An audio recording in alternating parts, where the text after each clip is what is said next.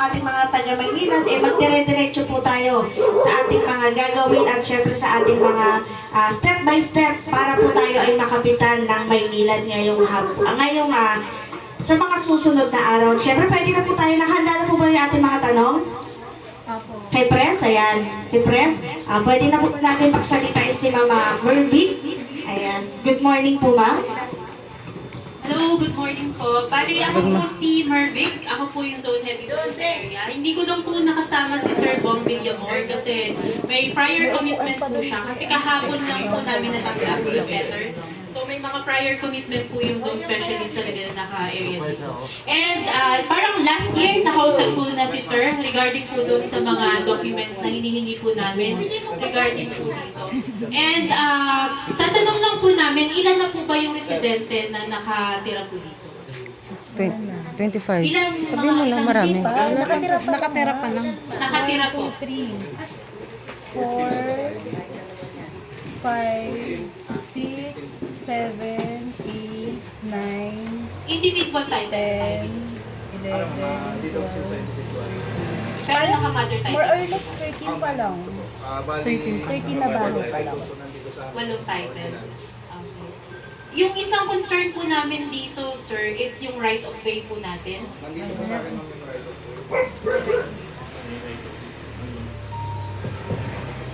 Check na lang po.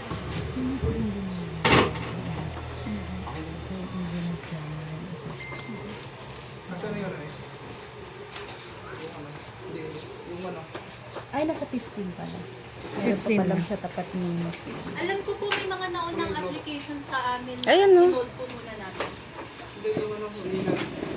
Nasa iyo.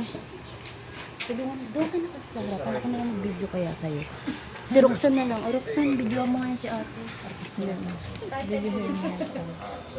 Para may record na pag-uusapan.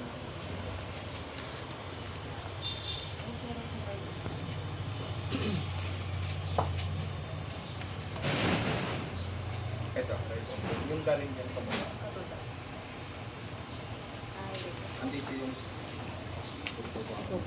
Photocopy na rin po. Bali, ang owner po talaga ay Alejandro Pamata. nandito. Tapos yung ano mo, May Xerox copy po kayo. ano yun, bibili. Dialogue pa lang. Ito yung Kasama ko pala sila. Ano nga tawag ko sa ano pa. Ay, patent rin sa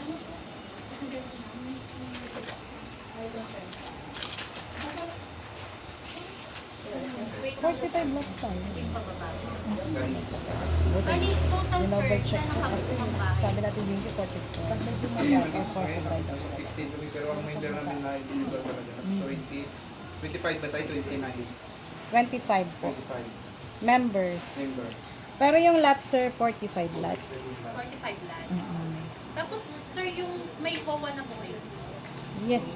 Registered na. Registered sa HCUR ng 2015. For renewal na siya ma'am. Renewal siya.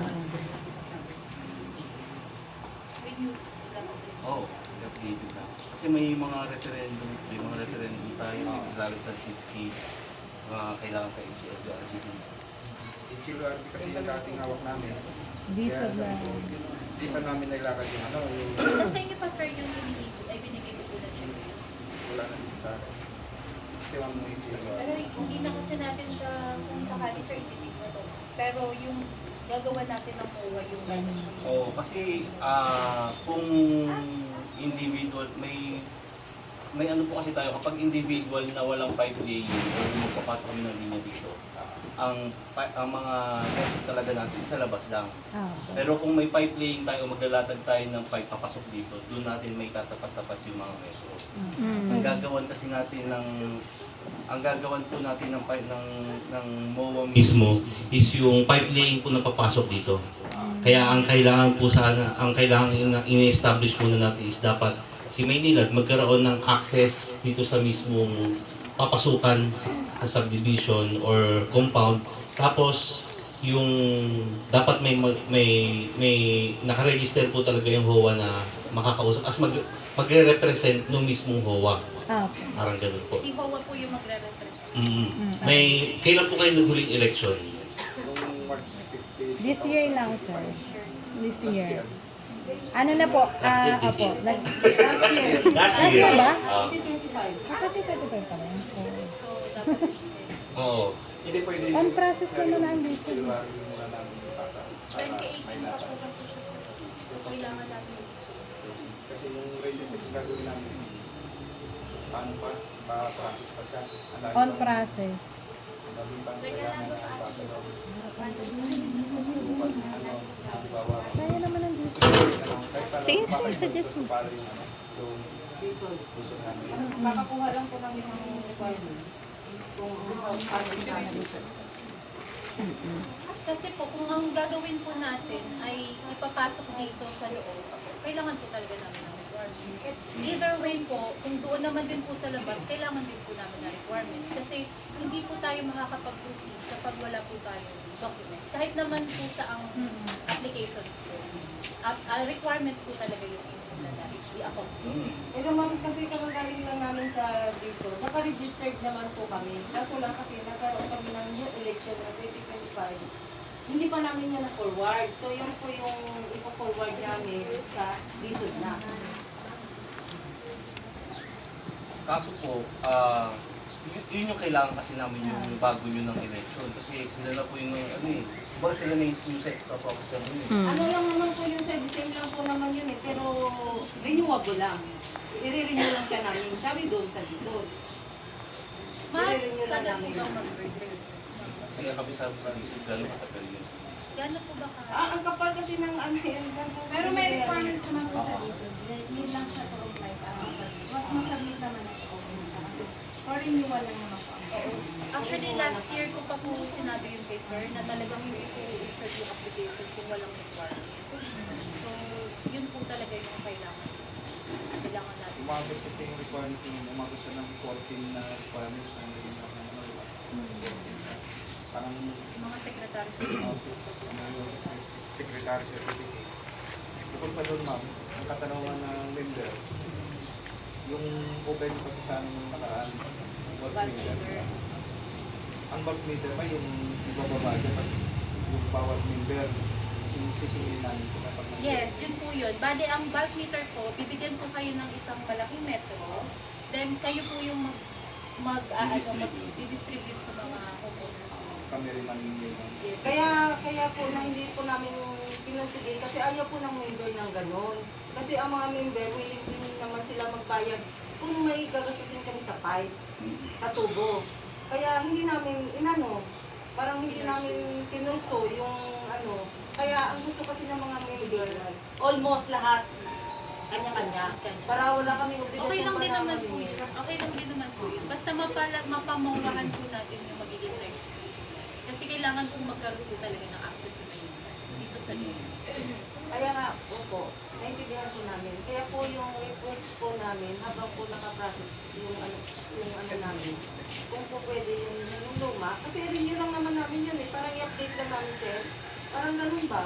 Ganito po kasi yan ma'am, yung lahat po kasi ng sasubmit nyo sa amin na documents, ang final say po yun si legal po namin. So, ipo-forward din po namin yan upon scrutinization namin kung approve po sa kanila or hindi. So, meron po tayo sa checklist, medyo marami-rami po yung kailangan nating i-provide sa checklist natin ng mga documents. Pwede naman po nating submit yung mga kung ano yung meron tayo para for the meantime, yun yung na-check na kung accepted na siya or hindi. Kaso lang po, ang problema doon, yung mga documents kasi natin, may mga expiration. May mga annual tayong expiration, nagre-renew tayo, di ba? Yung GIS natin, yung information mismo sa subdivision, nagre-renew yan every year din. So yun po yung nagiging problema. O kapag naglalapse po siya, kailangan natin i-renew yung mismong documents natin. Kaya tinatanong din po namin timeline pagdating kay Engineer Jordan o yung DSUD. Bali sir, dun po sa list of requirements, ano po yung priority na natin? Ang una po doon, sa priority talaga natin is yung hanapin po yung TCT nung daan para sa right of way. Kasi kailangan po talaga si Maynilad is kung nasa private man yung TCT niya, is magkaroon ng grant si Maynilad na magkaroon ng access. para right of way. Pangalawa po, yung BOA natin, supposedly dapat registered po siya kay SEC. Kasi alam ko siya yung medyo matagal ang process eh.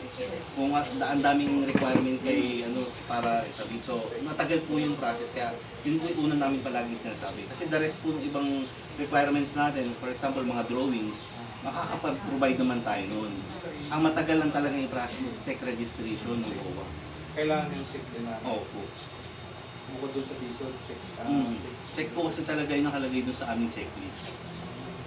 Kung may DSUD po kayo, ipapavalidate po namin kay legal namin kung accepted po sa kanila. Oo, kung pwede na yung diesel.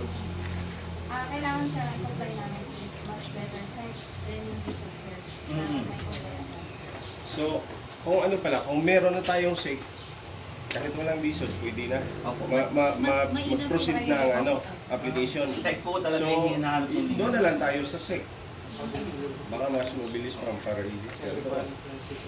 Magbabayad lang sila. Tapos syempre yung list of magkakaroon kasi kayo ng referendum. Sa referendum po kasi lahat nung i-establish natin doon yung occupancy rate nyo. Kunwari, sabi nyo kanina 45, supposedly ang accepted po ni Maynila is above 50%. Oo. I-establish po natin doon sa referendum kasi sa referendum po nakalista yung pangalan ng per homeowner, may yes or no, pipirma sila doon kung agreed or hindi. Kailangan po ma-reach natin doon yung sabi na 50% plus 1 na occupancy. May question ako sir. Opo. Since sinasabi niyo is per home only, kasi ang problem namin kasi 45 lots, some of the members ko may mga 5 lots, 3 lots, and 2. So ang list po ng members talaga namin is 25 persons po. Yun po yung pinaka-number niya. So dito naman sir sa 25, yun na lang po yung gagawa ko ng list. May template po kami sa Maynila kung magpuprovide ng template. Balik itong 25 na lang po yung master list. Mag-base po ko yun, kailangan din po kami ng development plan kasi since nagbago po kayo ng kasi yung pinakita niyo po kanina, yan po ba yung luma o yung bago na development plan po? Kailangan po namin yung development plan kasi sabi ko po nagkaroon na ng subdivision per lot. So, kailangan din po ma-renew yung sir, yung development plan natin para mapakita kasi yung mangyayari po is yung title po kasi match yun dun sa subdivision plan na ibibigay nyo rin sa amin. Kasama po sa checklist natin. Approved subdivision ko ng naibigay na panibago. Oh, development plan na po kasi may revision na po na lumabas. Based dun sa I-clear ko lang din po ha. Ang pinag-uusapan po natin dito is para sa individual. Oo. Individual. Doon na kami sa individual. Ipapamowa lang po natin siya memorandum of agreement para po dun sa right, yung magiging right of way natin. Kaya hinihingi po namin sa inyo yung mga requirements. Pero yung application po nito individual. Regardless po may tayo wala. Kasi may lote. Hindi Ah, dapat tatayo. Per lot na lang talaga. ang kinukonsider po kasi namin yung total occupancy is yung mag-base po dun sa sa development plan, sa declare po. Dun po mag-base yung about 50% na occupancy natin. Wala po, mas maganda po. Actually, kasi may mga katulad bang malalaking subdivision sa malalaking lupa nila. Tapos, ang dami rin bakante. Yun po kasi ina-estimate namin kung paano namin, anong size po ilalatag namin dito sa pasok for the water demand po namin sa application. Doon po kami. Kung ano pong, gaano po kalaking area. Oo. Kailangan po natin accurate. Yung sa donation po ma'am sa city o sa lupa lang.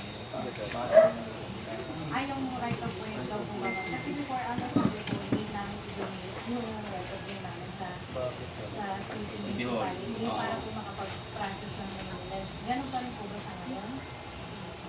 Para magka-access. Kasi kailangan Yung tinatanong po ng pag-process. Yung daan nyo po, Paano bang process ko? Saan po? ay, Montinsa, di ba parang same to kay Jayka na i-apply nila yung donation ng Denomination sa Sir ka nakakaalam yan. kalsada. Kasi yun sa ano bang diba sa Catherine? O yun. Paano naman, palabas na rin po yung ano nila. Yun na lang din hinihintay niyo po, diba? Wala pa rin silang side ko. Kulang pa. Or yung... Oo, pero ano na yun na, kumbaga inano na nilakad na ni Sir Card yung sa right of way nila. Palabas na rin yung papeles nila para, kasi inano pa yun eh. Sir Carl pala. Ano sir, meron tayong dalawang... Kasi kay City Hall po yung ano yung sa, kailangan po kasi i-declare or SB pa rin, di ba? SB resolution pa yung ano yung declaration ng abandonment. Transfer ba ang tawag doon? Declaration of abandonment. Donation, sa donation, ayan sa... Yung sa right of Si way. Sir Card po makakasagot niyan lahat, no? Parating naman ako kung day-day na natin. Kasi yung sa, ano nga ma'am, sa Kathleen, ano na eh, inano na niya yun eh, na ilamess na silang natin. Lalabas na po yung, palabas na yun, tapos na rin. Ang hinihiring pala yung ano. Opo, i-hearing po yun. Sa City Hall po, dinano ni Sir Card. Siya rin po mag-aano niya. Kung paano niyo po malalakad. Wala tayong use of requirement yun. Ito ata yun. Ito. Nakita ko. Ito. I-clear ko lang sa mga member ha, yung pinag-uusapan natin nung kanya-kanyang litro na dito ha. Out na tayo doon sa limang double meter ha.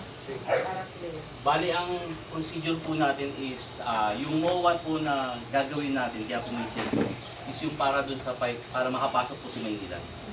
So, yung mga checklist, mga requirements po na hinahanap is para lang po dun sa pipe laying namin, na makapag-extend kami dito, papalapit sa inyo yung tubig namin. Yung for the individual application, separate po yun. Once na nakapaglatag na po kami dito, magkakaroon kayo ng individual application. Yun po yung isisenta nyo per household. Wahi-walay. So, kailangan muna maanin po muna yung mga requirements talaga nila. Kasi nung din po diba sa Kathleen, yun yung Mainline muna. hinihintay nila lumabas. Yung deed of, obligation of right of way. Ano ba yung ibibigay kay Sir Carl? Hindi po, mamaya po, tanongin niyo po si Sir Carl kung paano po. Kasi siya rin po yung nag-ano sa Kathleen para magawaan po ng deed of obligation of right of way. Siya po Yung sa individual application, pag-usapan na lang po natin siya. Magkaroon na lang po ulit siguro tayo ng second session kapag naayos yun na po yung para dun sa Kobo. Kasi madali na lang naman. Pero wala pa tayong station. Ilang yung meron sa deposit, diba? Sa... Maliit lang naman po yung deposit, yung guarantee deposit. Pero yung pinakang application, sa regular po talaga, nag-range po siya ng nasa 10,000. 10,000. Pero sa MOA po, hindi naman sa ako eh. Kapag Lalo po siya regular. kapag nagkaroon na po tayo ng MOA, yung sa pipeline po nun, is wala po tayong babayaran. Kasi parang ang lumalabas is inaalaw nyo na si Maynilad na makapag-extend ng linya. So sa pipeline sa loob, wala na po kayong babayaran. Sagot po yun ni Maynilad. Si Maynilad naman mag-project, budget din po ni Maynilad yun. Ang problema nga lang din po is medyo matagal po yung timeline kasi yung 5-year plan po namin hindi po included. Nakapagpasa na po kami. Pero pwede naman po siyang gawa namin ng paraan if may mga na-defer na mga projects. Kunwari nagpasa kami ng na-defer.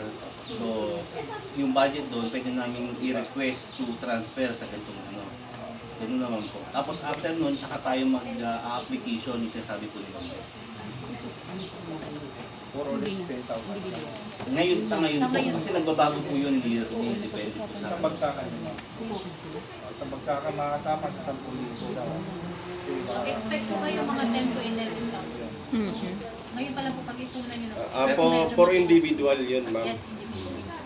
Pero hindi pa naman po ngayon lalabas yun. So pwede pa, may time pa po tayo para makapag-ipon. Process pa lang Oo. yung papel. Pero yung sinasabi niyo, sir, na kayo ang magpo-provide ng dyan, ang Maynila na magpo-provide ng tubo pababa, mga how long naman kami mag-aantay nun? Depende po sa magiging natin sir, sa makakomply natin sa requirement. If ever makomply namin, ilang month o taon rin ba kami mag-aantay? Usually po yun sir, taon po talagang inaabot po.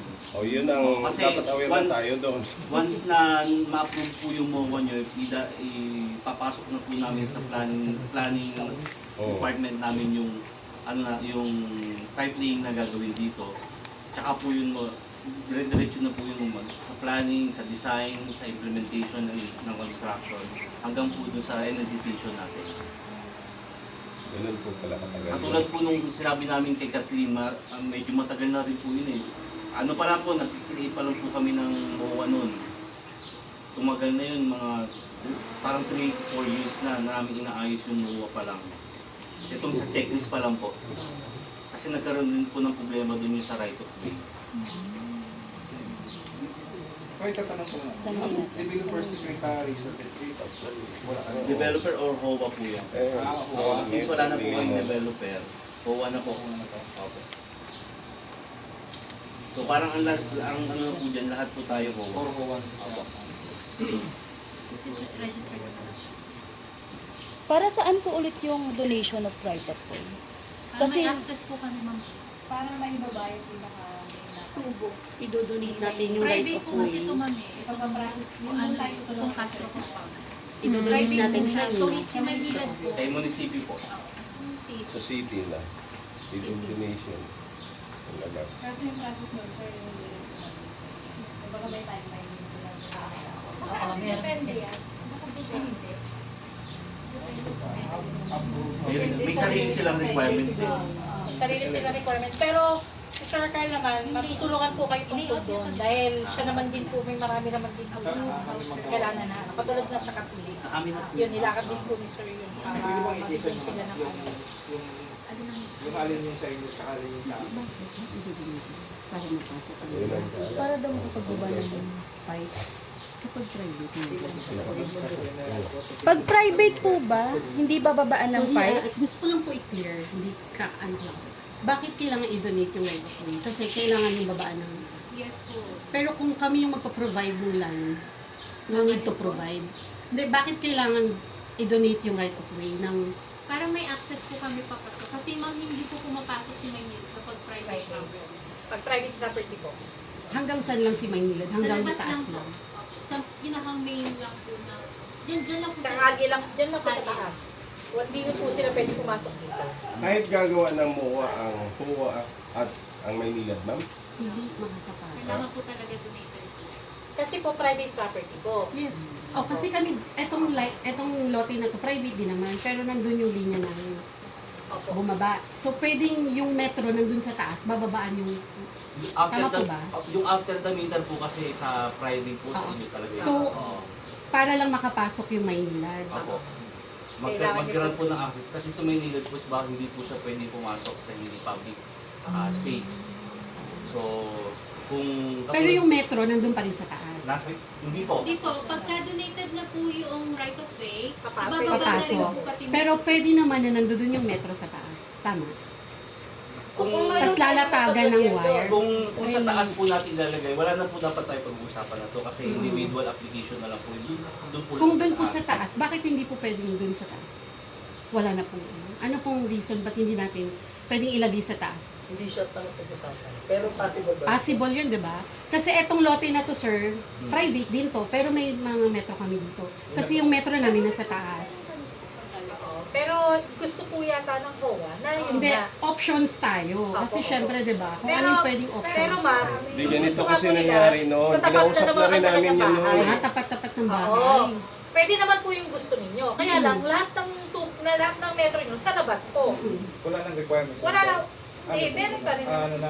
May requirements. Meron application. Application yun, individual yun. Actually, sumupunta kami nun, sir. Isa po natin problema dun, ma'am. Dahil sabihin nga natin, sabihin total na natin ng 45 lots talaga. Wala po tayong paglalagyan dun sa harapan. Kasi parang yung sinurvey din namin, parang puno na rin. For example po, ito po yung nasa labas. Yung katulad natin sa may bungad, marami ng metro dun. Yung papayag naman po kaya yung nakatapat doon na metro magdagdag pa doon. Mapupuno po. Pero, Iyan ang naging problema nakaraan. Tsaka baka maging problema nyo rin po sooner or later, yung mga after the meter po. Pagka nagkaroon po ng leak, ng ano, hindi nyo malalaman agad. So doon po nagkakaroon din ng problema yung mga may-ari ng metro, na pag malayo po sa bahay nila, na may leak, tapos magkakasi na, ba't ang laki na binabayaran? Diba? Kasi marami po kami nagda-dialogue na ganun po yung nagiging problema nila. Kasi nga, masyadong malayo yung metro sa bahay nila. So, hindi nila na monitor na may leak na pala. Tapos magreklamo sila sa Maynilad na bakit gano'n, ganyan-ganyan. Kasi nga, malayo Hindi, nga. ayaw pumayag ng Mas okay kung nasa tapat ng bahay nyo, Yun ang mas pinaka-direct monitor sa nyo akin. yung Kasi nag-apply na ako metro noon. ninyo. Ayaw na rin pumayo puno ng sa taas magpalagay. Kasi puno na rin po. Kanila po ba yun? Clear mo. Kanila ba yun? Hindi, kasi noon, nag-apply na ako, yun talaga ang tutol doon. Ayaw nilang magtutong kuya, doon. pwede naman kasi natin, hindi, ang sa akin lang kasi may other options naman, di ba? Para hindi masyadong komplikado yung requirements. Tama po ba? Kung pwede natin pag-usapan sa barangay, kasi technically hindi naman kanila yung harap eh. That's public. Yung pinaglagyan po ng, tama ba? Public yun, hindi private yun. Kaya lang ma'am, kung masyado na pong marami, baka kaya hindi na rin, yun nga rin sinasabi nila, kung Hindi masyado na ma'am, marami. ang umaayaw is yung nandoon na residente. Diba? Kasi may huwa rin sila doon eh. Oo. Ano namin. Kasi kung ano yung, gusto namin ma'am, kung ano yung pinakamadali and easiest way to comply the requirements. Kasi habang tumatagal, diba, mas lalong humihirap yung requirements natin. With regards po dun sa concern niyo, ma'am, yes ma'am, tama, it's an option. Option po yung Yan mo pwede kami kayo yung doon, option. or pwede natin ipasok dito sa ano. Yun nga lang po, may mga kanya-kanya silang kailangan natin i-address. So doon, may problema sa tapat, sa location, sa tapat, mga gano. Same naman po dito, may problema din sa right of way na pasok. So, option po yun paano po ma-resolve yun. Kung kung okay po sa inyo, okay doon. Makakahanap po kayo doon, mas better po. Mas Pero madali yun nga po, doon. yung risk po ng after the meter, nakasama Oo, po sa sabi na yun. contract Oo, sabi na yun. Kasi yun din naman yung scenario namin dito. Nasa taas yung mga metro namin, pero andito kami lahat sa lobby nito. So, yun the other option na yun. Kasi, di ba, huwag tayo mag-stick sa isang, sorry pero huwag tayo mag-stick sa isang option. Lalo na kung madaming requirements, dun lang sa option ng Maynilad na hindi tayo kasama sa 5 years plan. What more pa yung requirements natin. So, ang main goal naman natin is makabitan. So, kung ang problema kasi dun sa taas, ayaw nung nakaharap. Number 1, hindi naman kanila yung lote na yun. Tama? Kasi si Ate Baby, Sakop pa daw ng huwa nila dyan eh. ayaw nila talaga pumayag dyan sa... Sakop pa daw Pwede ng naman huwa natin nila. Yun i-address sa ang barangay tagal sir ko lang or ano. nag-apply. Diba? Option lang naman po. Diba? Kung ano yung pwede nating work around. Hanggang ilang patong ba yung ano? Kasi tatlong patong Nakadepende kasi sir yan sa kung ano po yung na-approve sa kanila na Ano ba yung harapan nila? Hindi siya talaga ang tumutol na. Sila lang yun. Hindi naman sila lang ang baka presidente. po ang mangyari, mag-suffer naman din yung mga existing. Hindi na Hindi naman, doon din magagaling. Hindi naman po natin, manggagaling ng ibababa lang tubig. eh. Baka daw po kasi na-max out. Hindi. No, kaya nga po Doon din mag-isip magagaling tayo. yung tubig natin, magdudugtong lang tayo ng pipe. Saan ba magagaling? Diba tama ba ako, sir? Magdudugtong lang kami ng pipe, di ba, pababa? Yung idudugtong po natin mula doon sa taas is yung main line po natin. Kaya Give nga. you Kung, service kung pipe. yun ang option na i-donate natin yung right of way sa government, yun yung other option. Ang problema, ang list naman nun, wala tayo sa 5-year plan ng Maynilad. Tama po? Plus the requirements. Compare dun kung makikiusap tayo kay barangay, napayagan tayo doon for 25 metro, na kanya-kanya tayong apply. Actually, pwede naman po nating i-parallel. So, kung may maaprubahan doon sa taas, better. O kung habang inaayosin natin, pwede rin natin lakarin dito para if ever, ina-transfer na lang natin yung mula doon sa metro nyo, pasok dito para mawasan yung after the meeting. In a future, di ba? Kasi 5 years is 5 years Oo, plus Yung competition. sa 5-year plan naman po natin yun, nagkakaroon din naman po kami ng mga revision. Kasi yun talaga yung initial submission namin. Pero once na nagkaroon po kasi ng mga development, so may mga napapaaga, may nade-delay na mga projects, yun pwede po natin gawan ng paraan. So ang sabi ko nga po, kung may maaprubahan doon, better. Kung habang may inaayos tayo doon, pwede rin natin ayusin dito para at least in the future, sabihin natin, in the next Ililipat na 2 lang. years or 1 year, may metro, ililipat na lang natin, matatanggal yung mga link after the meter yung mahabang service pipe. Kasi sabihin natin, mula doon hanggang sa dulo ng yung pinakamalayong bahay dito, gano'ng kahaba yun. Let's say 50 meters, baka mapamantin. Kasi sir, ngayon may water kami from top din. Yes, Pinalatag namin. Yun lang po yung risk talaga. Baka pumili, sino ba yung mga pwede mamili doon sir na kayo ba pa sa location na yun? Mga pwede kayo dito sa bagay? Kayo po magpupupos. Papuput sa kanila na dito kami pwede magbigay ng voter. Kasi hindi aming lugar na yan eh. Ano yan eh, parang government pag dito kayo. Kalsada lang naman. Kalsada yun. Kalsada, gilid, tabi siya ng kalsada. Pag ganun Yun nga case, naging problema nakaraan na nag-apply ako. Yun nga ang doon ni Approve Sir ka, pero Bong. hindi ka makabitan. yes, ako din ganun. Ang sinabi na lang ni Sir Bong sa akin, kausapin mo ang dito, kuwa rito, kung papayag. Hindi, So, may kinausap tayo ko sa yung barangay, presidente. sir. Kung HOA nila yung may problema, sabihin ko nga hindi siya private property, government yun, so, ay public yun. Public area yun, hindi nila sakop yun, sir. Yung area na yun. Yung pababa na yun, ano yun, diretso yun. Ang rason ko pa nga sa kanya, pwede, ano lang naman to te eh. Kumbaga sa ngayon lang to, pagka naaprubahan na yung sa amin dito, ipapalipat ko naman eh. Yun Para nga, meron lang yun na lang, kaming moving tubig. forward tayo, sir. Kausapin natin si barangay, tanong natin kung ano yung pwedeng lot na pwede natin paglagyan. Sa isang stand po ba, ilan ang pwedeng, Kapag ang initial po nilang na-apply is 25 mm po yung service pipe, hanggang 4 lang po siya. Pero kung 63 mm po yung service pipe niya, pwede po yung umextend hanggang 40 water meters. Ang problema, yung 40 po is napakahaba na. hindi, syempre, Oo. yung regular Hanggang 4 lang po. Yung regular. So kung 25 ba tayo? 5 po pwede.